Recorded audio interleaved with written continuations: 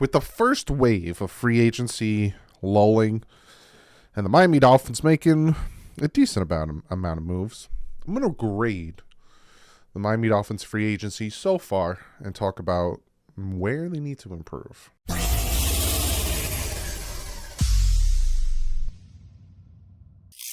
What is up, Fin fans? Yes, we're going to be talking free agency grades. We're going to look at the moves they made, where they can improve, all that good stuff. I just want to let you know I'm working on the Tua Tagovailoa 2020 film breakdown.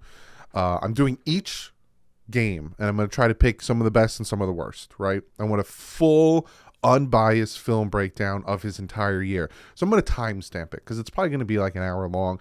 It's a lot of work. I've been working on this forever. I'm going to timestamp it. So if you're like, I kind of just want to see some of his best and worst for the Ravens game, for the Bears game, whatever, I'm going to timestamp it so you can just jump to whatever sections. And it's going to be like 2 or 3 plays, maybe 4 plays tops for each game, unless one of them I'm like, I got to show off this because he's doing really well, or I got to show this because this is what he needs to work on. Before we jump into this, though, I have to shout out to new patrons and some new members on the Patreon side. Abel the Baller 16, Alan Michaels, and James Baker. Thank you guys so much for joining the Patreon. Again, there's going to be a lull, so you're going to get special content. I found a video of my band back in the day, which was like 10 years ago, playing in a bar. I might post that on the Patreon just for you guys to see. Maybe the members too. So if you want to join, go ahead. You don't have to. And on the membership side, Ronald, thank you so much for joining. Again, you're going to get special perks. You're going to get special live streams. You might get special film breakdowns, all that cool stuff. Special inside source material. I don't know. But if you want to join, hit the join button next to the subscribe button to become a member. And in the description is the Patreon. Also, a lot of you guys like this hoodie. I think they have it back in stock. Like I told you, I'm an affiliate now with the Fanatics. So you can grab yourself some merch. Just click on the link in the description, and it'll take you there, and you can grab, this hoodie. I think it's in stock, so go check it out. So let's jump into this. I'm going to minimize myself, kind of give you an idea. So this is Dolphins free agency, right? And this is like who we've lost to other teams and then who we've picked up and yada, yada, bing, bang, bing. So I'm going to run through all of them on the Dolphins side and give you kind of a grade about who we picked up. And then obviously there's the trade for Jalen Ramsey. I'll talk about the trade for Jalen Ramsey first. It's an A. It's an A+. It's a fantastic trade. You send a third and a bag of peanuts for one of the best corners in the NFL still to this date. And if you're like, no, he's not, just go look up his stats. Go look up his play. Look up his PFF. Look up whatever you want. He's still one of the best corners. And on top of that, we bring him in. We're like, look, thank you for wanting to play with us. We all know the story. 2 years guaranteed. You get this year and next year guaranteed. And then we're like, actually, Jalen, we need some money. And he's like, let's restructure this contract. We're only paying him $4 million this year.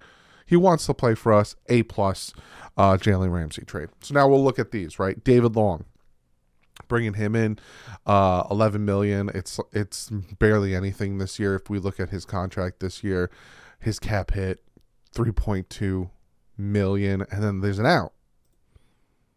We could save $4.5 million if we cut him. So if he gets injured again, he doesn't stay healthy, boom, we can move on from him, save $4.5 million. We're only paying him $3.2 million this year.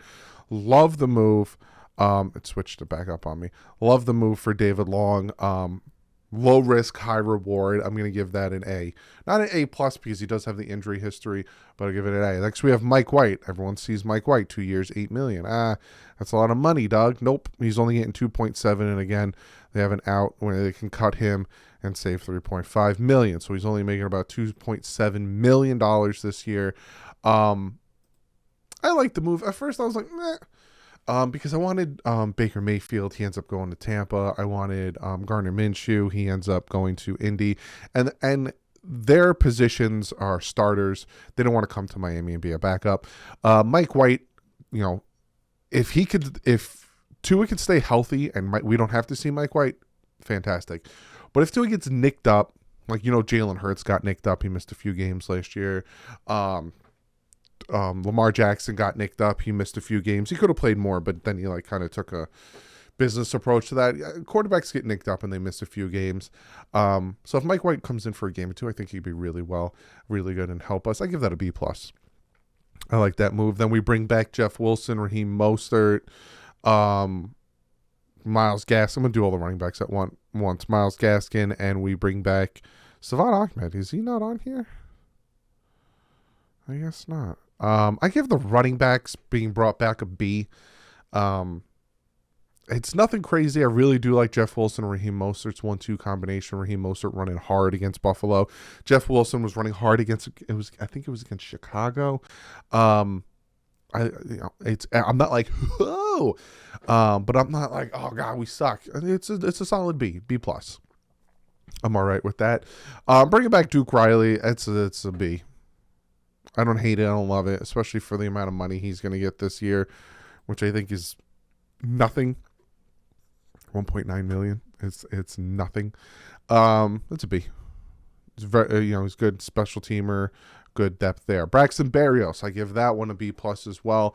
I think he's going to fit very well in the scheme, especially, we're paying him 1 year, $3.5 million, $3 million guaranteed. It's nothing. He's the replacement in my eyes for Trent Sherfield.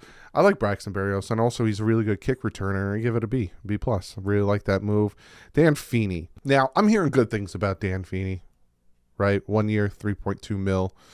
Guard, center, depending on, I don't think they're going to move Connor Williams to guard, but I think they need to restructure his contract and re-sign him before he plays even better and wants more money.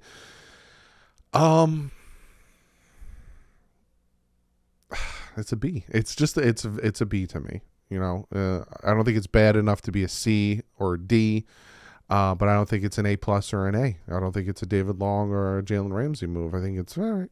I think he'll be the starting left guard. I think he's good enough to be the starting left guard. I think he, that mullet and his beer chugging, Stone Cold Steve Austin-esque is going to be good. So, give it a B.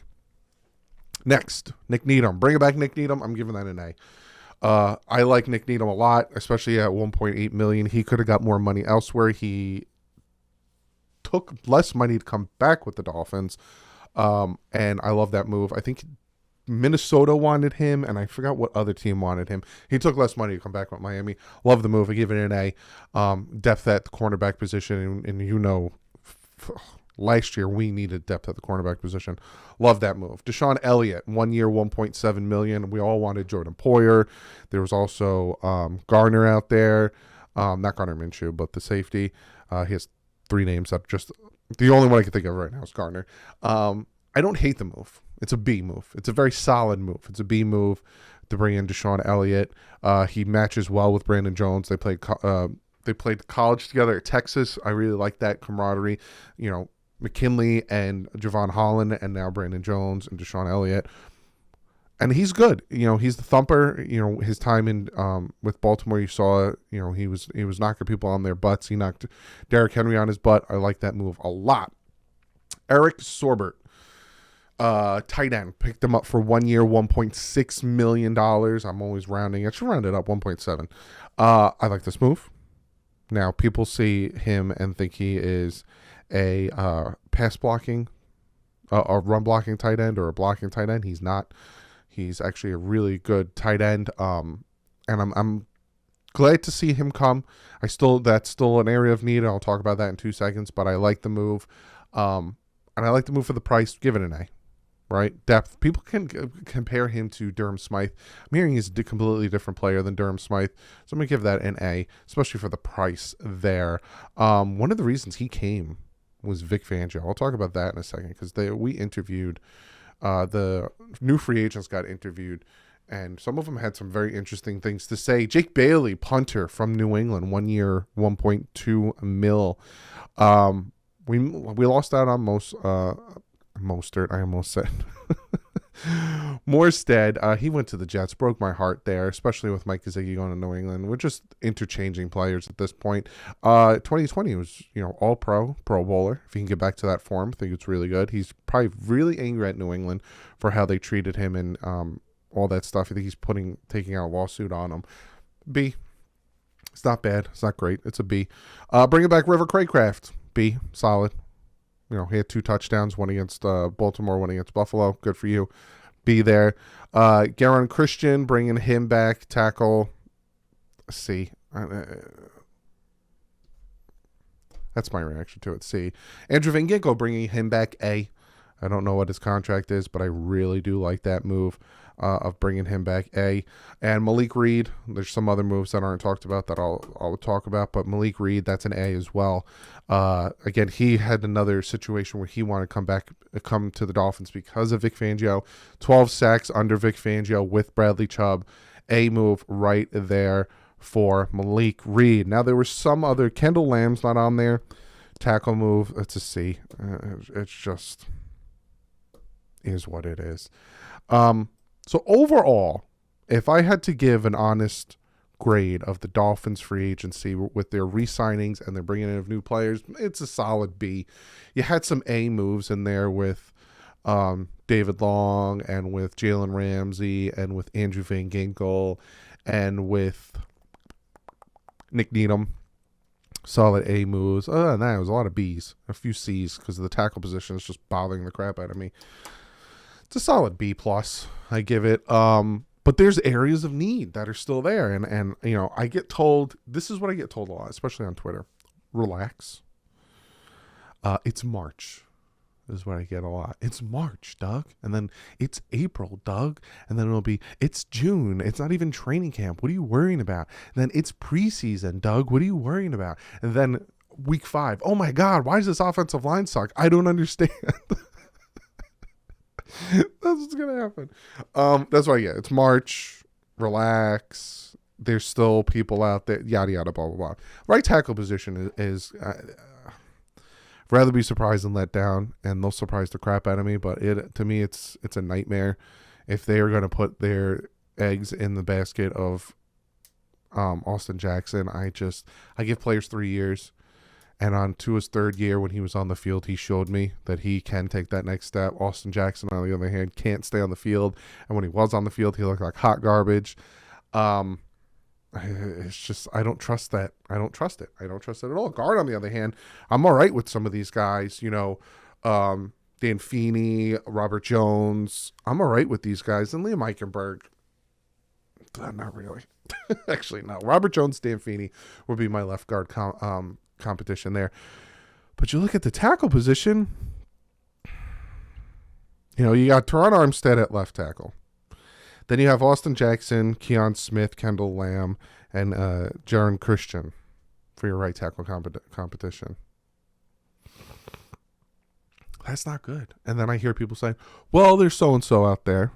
And then there's this guy. Like, this is the point where we're scraping the bottom of the barrel. We got to plug somebody in there. Oh, there goes Austin Jackson. He gets injured. We got to plug somebody in there. Maybe Brandon Shell will come back. How do you feel about? So right tackle is still a big need. Tight end. Like I said, I like the Eric Sorbert pickup, but I think they're might take tight end with that 2nd round pick, especially if one of the top guys falls to us in the 2nd round. Which again, that's the other thing I hear. We could pick up a right tackle in the draft. Okay, you got to hope that this right tackle that we pick up in the mid to late second round, is good enough to start at right tackle, and then you got to hope that one falls to us. That's good enough. Because you got 2 picks that you could get starters out, 2nd and 3rd round. Other than that, it's very rare to get a starter. And yes, we can name Tom Brady. We can name Brock Purdy. We can name all these 7th rounders and yada, yada. But it's rare. And I'm not about taking chances on certain positions. And right tackle is that certain position. And I'm not even saying we need a stud. I'm not even saying we need an all-pro. I'm not even saying we need the number 1 right tackle. The guy I wanted, which was Caleb McGarry, he got signed. He's getting $5.5 million this year. He's getting $12.5 million next year. 4th tackle overall. He was like the 4th or 5th, maybe even 6th tackle signed, and he went back to Atlanta. I don't want top guys. I just want better than Austin Jackson, and we don't have better than Austin Jackson right now. So tackle, tight end, linebacker. I want another linebacker. I've been saying that, bringing another linebacker. I know Bobby Wagner's. We're broke. The Miami Dolphins are broke right now, so they need to move some things around. They need to restructure. They need to re-sign Connor Williams and Christian Wilkins. You wait to re-sign those two next offseason, you're going to lose them both because they both become free agents and they can get more money elsewhere. So yeah, you need to re-sign them. That creates cap space. Trades creates cap space. Restructuring Manuel Agba creates cap space, and then again we get the 13.6 in June 1st. But linebacker, running back, I don't see them going running back. I'd be surprised if they do, but I don't see them going running back. So to me, the needs going into the draft, you got 2 picks where you can potentially get a starter, is right tackle and tight end. And will they address those, and in what order? I don't know. But the one thing I got out of a lot of the press conferences, like Braxton Berrios coming back to Miami, he talked about playing at the stadium, the game against Notre Dame. He has a lot of memories there. Mike White, both of Braxton Berrios and Mike White, Dolphin fans. A lot of these defensive guys we brought in. And again, they focus a lot on the defense because we had the 6th ranked offense and we have the 22nd, 24th ranked defense. Makes sense. But I think a lot of that had to do with coaching and injuries. A lot of these guys that we brought in, when it comes to the Malik Reeds, Andrew Van Ginkel coming back, Nick Needham coming back, David Long coming, all these guys came because of Vic Fangio. A lot of them were saying that, Vic Fangio. So if you go back and watch, why would Dolphin free agents want to come to the Dolphins? I said Vic Fangio. One of the things I said was Vic Fangio. So, he's a hot commodity, and the fact that we have him as our defensive coordinator is huge. But that's what I got for you today. Thought we'd grade out free agency. Comment below. Let me know what you guys think. Do you agree with my grade? Do you think it should be lower? Should it be higher? Do you agree with my grade on certain acquisitions or re-signings? Do you agree they should be higher or lower? Comment below, and I'll see you guys in the next one. Like I said, I'm working on this film breakdown. It's going to be a hot minute, but comment below. Let me know what you guys think. And like usual, stay classy. And fins up.